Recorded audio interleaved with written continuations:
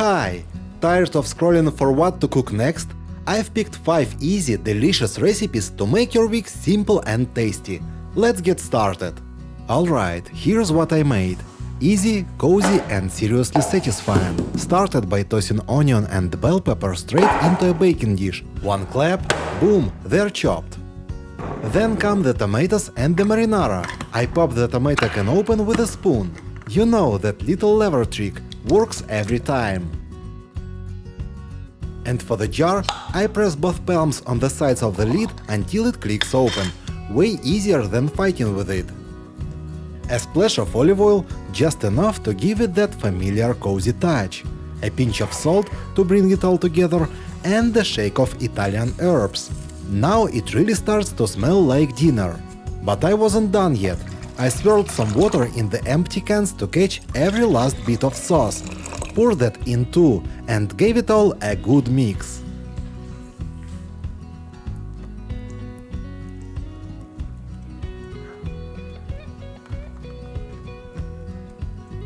Now grab 2 blocks of instant noodles and drop them in. To help them soak up the sauce, press them down a bit. I used a potato masher, but anything flat will do. They don't need to be fully covered, just make sure they are nestled into the bottom, touching all that goodness. Cover it up with foil and bake for 20 minutes at 180 degrees Celsius. When the timer goes off, it's mozzarella time, and I mean a lot of it. I sprinkle it generously over the top, making sure no spot gets left behind. This is where the magic happens, that golden, gooey finish we all love. Back into the oven for 10 more minutes, just enough to get golden and melty on top. And that's it. Looks like a whole production, but it's basically a one-pan dinner hack. Enjoy! This one's crispy, buttery and dangerously snackable. Also the reason I learned that juggling potatoes looks easier on TikTok. But don't worry, I washed it, recovered gracefully and got back to work. Peel 3 big potatoes and slice them into thick rounds, about half a centimeter. You want that thickness so they stay sturdy. We are not done with them just yet.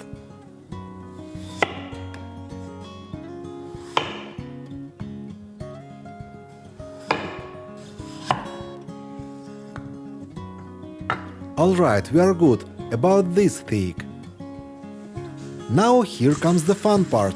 Grab several ring cutters and punch out rings.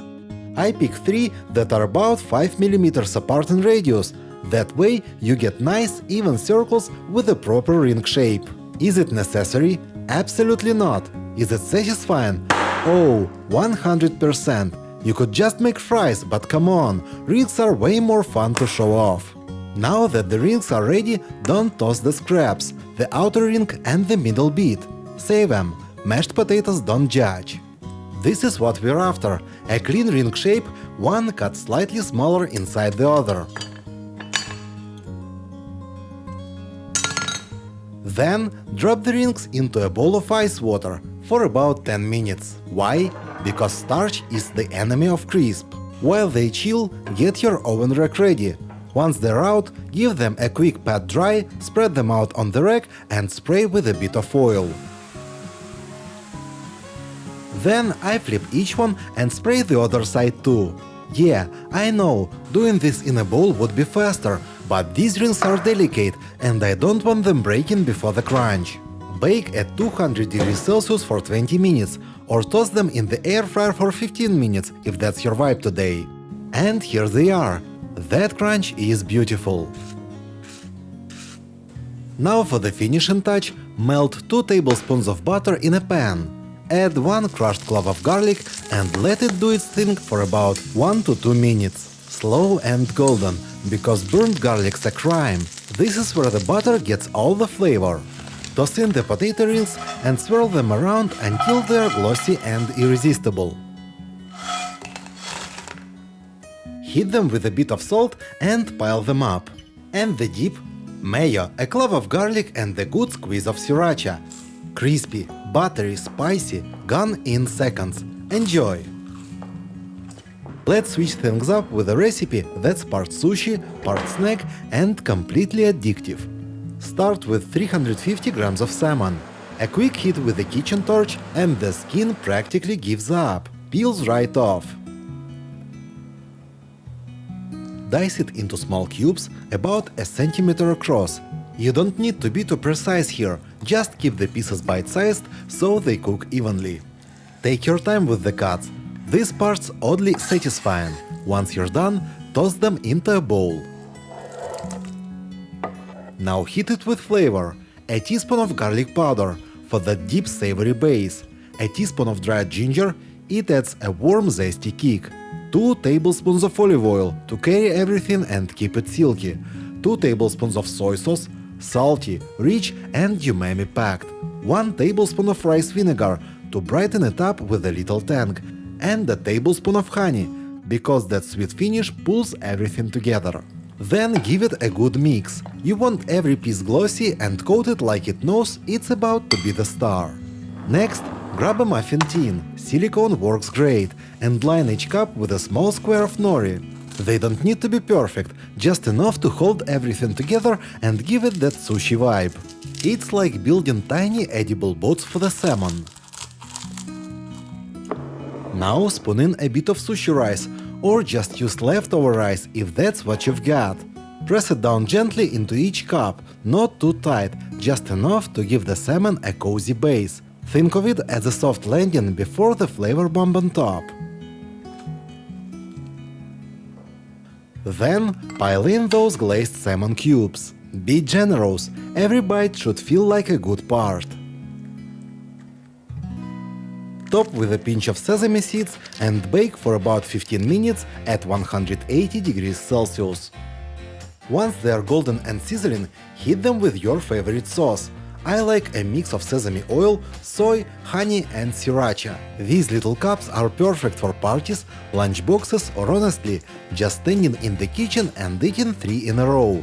Crispy edges, sticky glaze and that salty sweet salmon. Yeah, you'll want more. Let's move on to something quick, cheesy and seriously comforting.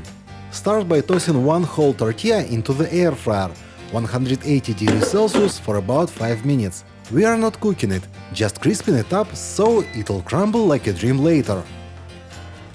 Meanwhile, crack 2 eggs into a bowl. Yep, straight from the magic pocket.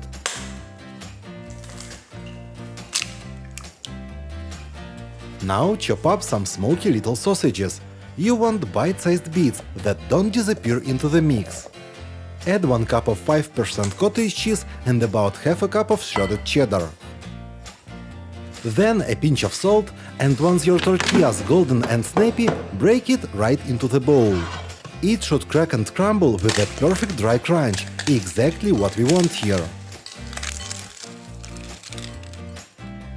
Next, mix it all up until it's one cheesy eggy mess. Trust the process.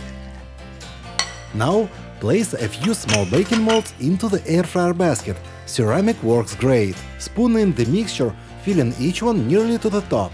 Then sprinkle a little more cheddar over each, just enough to make it bubble. Bake at 180 degrees Celsius for 15 minutes until the cheese is melted and the eggs are set, or plus 5 minutes if you bake in the oven. And that's it! Gooey on top, soft inside with smoky sausage in every bite. Perfect for breakfast, snacks, or honestly, meal prep if you've got the willpower. This one's a keeper. Enjoy! Now let's move on to something that'll make your mouth water just from the aroma. Time for some pork.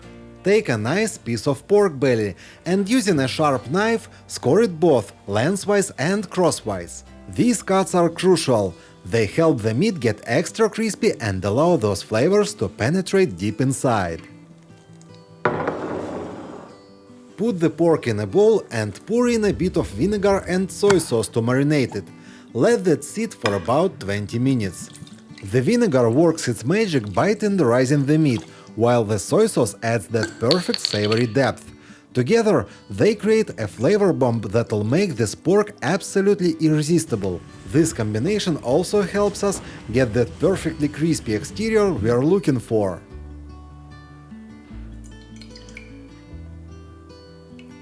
Once it's ready, place it in the air fryer at 130 degrees Celsius for 30 minutes.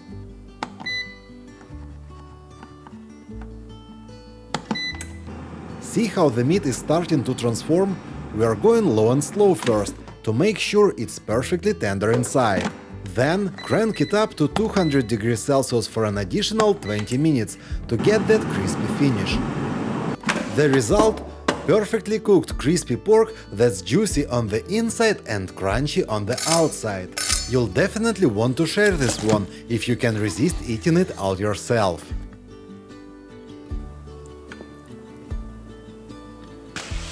Thank you for watching. If you enjoyed this video, please share it on your social media.